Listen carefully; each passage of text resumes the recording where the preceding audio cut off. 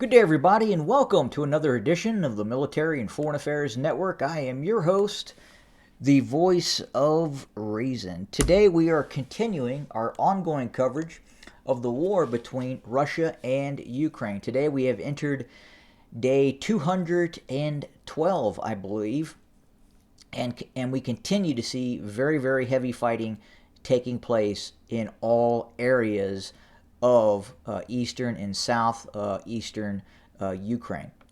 Additionally, most of you have already heard over the past 24 hours, the Kremlin has announced a partial mobilization of the Russian military. Now, I've talked about, even leading up to this war, that if Russia was going to see success, it was probably going to need to mobilize its forces against the Ukrainian military. I did not believe at the start of the military operation of the war that the Russian army, specifically the ground forces, was probably big enough.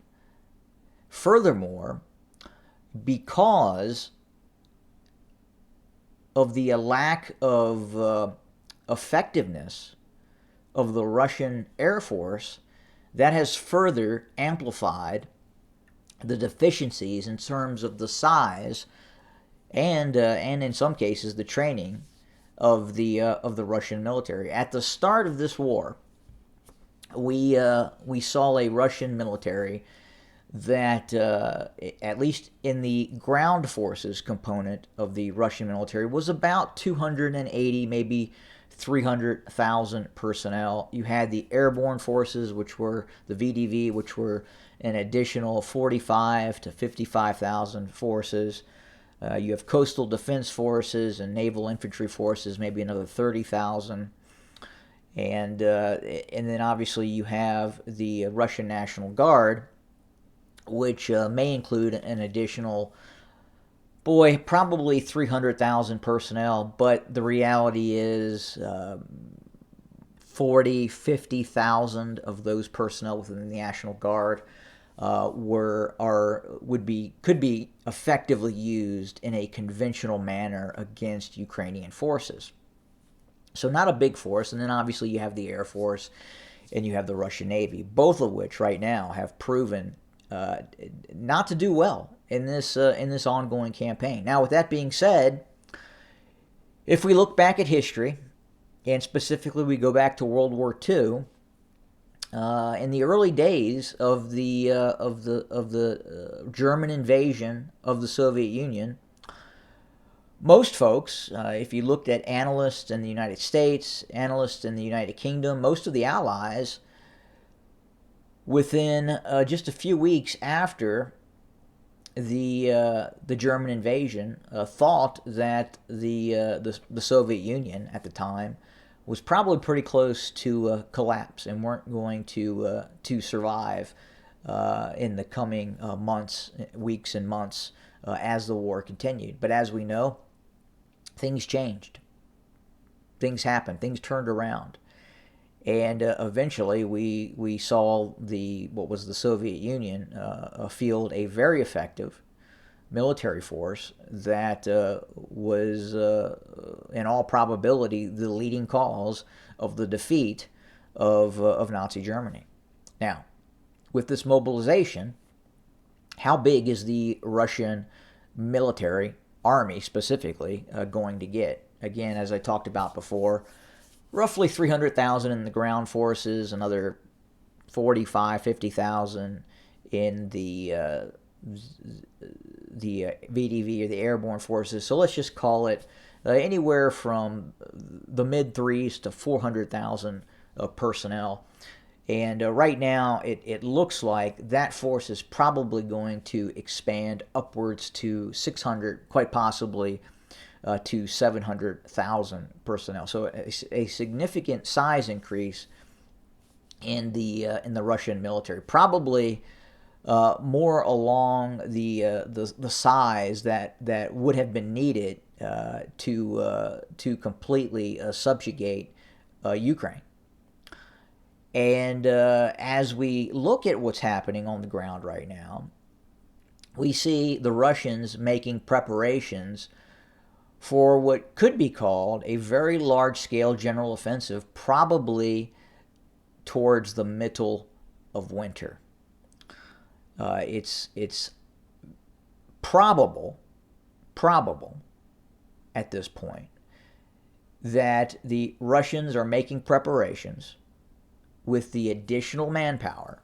After this manpower is brought up to some level of competency, has been trained, have been organized, and have backfilled or reconstituted some of these units, that some of these Russian units have seen significant casualties and have been degraded.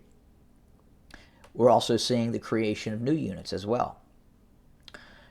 And quite possibly by January of next year, 2023, we could see a force fielded by the Russian Federation that, compounding with the economic conditions inside of Ukraine, could be successful. And I will just have to see what happens, how big of a force the Russians are actually able to field. Initial Shoigu is talking about, the defense minister for Russia is talking about 300,000, but we've seen reports that it's quite possible the Russians are preparing to draft or conscript as many as 1 million personnel. So we could say that by January or going into next year, either it's January or going back into the summer, and there's no reason to believe that the war will end prior to that time period. But by midsummer, June, July, August of next year, we could see a much different Russian military in terms of size. Now, a lot of what the Russians are going to be able to do is going to really be dependent upon if the Russian Air Force can improve. The Russian Air Force should have been able to gain air supremacy, air dominance. They should have been able to launch interdiction missions that would have negated some of these Ukrainian counteroffensives. But we've not seen that.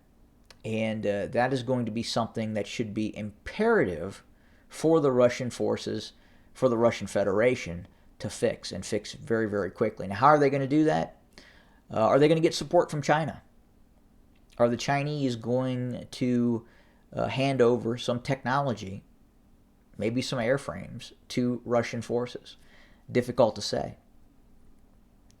The Chinese appear to have better technology, especially in terms of their ability to sense and shoot ground targets. But will they support the Russians in terms of handing over some of that technology? The Russians are really behind in terms of, as I talked about before, targeting pods. And for whatever reason, the Russians just don't use them. And then compounding that, the ability of Russian Su-25s, Su-34s, to conduct these interdiction missions, these successful interdiction missions against Ukrainian forces, is really proving to be somewhat ineffective. I have not seen a lot of what you would call gun camera footage coming out of the Russian Ministry of Defense on some successful counter convoy operations. If you kind of go back to the U.S. Operations in Iraq, Afghanistan, what have you, you would always see plenty of that sort of what could only be interpreted as fairly successful interdiction operations by the U.S. Air Force. Now, obviously, we didn't think the Russian Air Force would be on par with the United States Air Force in terms of its ground attack ability, and especially able to sense and shoot in real time. But we didn't think that it would almost be non-existent in terms of the ability of the Ukrainian military to cross the Dnieper River at leisure and reinforce its forces near Kharkov and then launch this massive counterattack. That was just something that here at MFAM we just did not see coming. Not so much in the ability of the Ukrainian forces to mount such a counterattack in this area here, but the real ability of the Russian Air Force to disallow that from happening. So that's going to be something that the Russians are going to have to fix, or try to fix, fairly quickly. On the war front, we are continuing to see Ukrainian forces attempt to cross and push past the Oskil River. It does look like they are trying to push along and pass the Oskil River with the intent of encircling or trying to threaten Severodonetsk from the north. How are they going to do that? Difficult to say. We do know that they are trying, meaning the Ukrainians, but at the same time, the Russians are definitely being a bit more tenacious in their defensive operations in this area than we saw in the early stages of this Ukrainian counteroffensive. And in the south of Severodonetsk, it's kind of status quo. The Russians continue to try and counterattack or pushing towards Bakhmut. But we've been seeing that for a while now. And I mean, we look back a month ago, and we would have thought by now that Russian forces would have been able to press in and seize control of Bakhmut. Hasn't happened. And again, a large part of that is Russian Air Force. Russian Air Force really has to get its shit together if it's going to be successful in this ongoing war. But we'll have to see how the build-up, the mobilization efforts of Russian forces, what that looks like. Are they just throwing personnel into a meat grinder, or are we going to see something reminiscent of what happened in World War II? Difficult to say it at this point. I'm sure I'm going to hear it. I'm going to hear both sides in the comment section, and that's completely fine. I absolutely encourage it. One final point in Kherson, west of the Dnieper River. Again, not a lot of movement, but the Ukrainians are being persistent. And they are looking for what you can only define as that knockout victory by making Russian forces capitulate in the Kherson area of operations.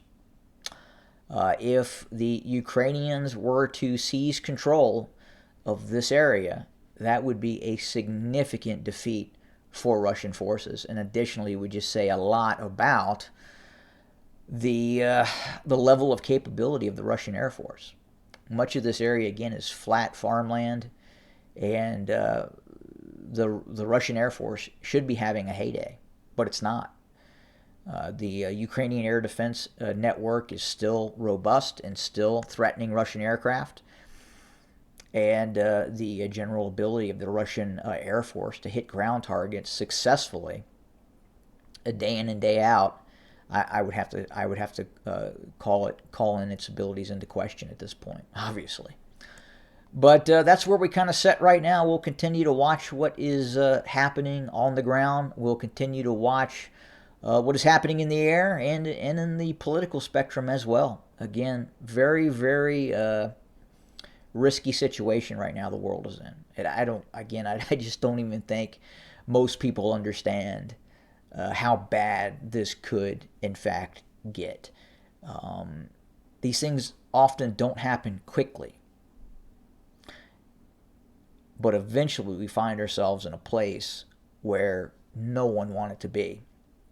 And could we be heading in that direction? I know I get a lot of pushback in terms of the possible use of tactical nuclear weapons or nuclear weapons, but look, humans have never not used a weapon in their possession. And as things deteriorate, especially for the Russians, it is possible. Is it likely? Maybe not, but it is possible that we could see the use of tactical nuclear weapons in this conflict. The Russians right now are telling NATO, we're thinking about it, and the U.S. and the White House is saying, don't think about it. Zelensky, the president of the Ukraine, is saying nuke Russia even if they think about using nuclear weapons. So, boy, it's concerning. Anyway, but I think I've gone long enough. We'll do more very, very soon. As always, thanks for joining us, and as always, have a good day.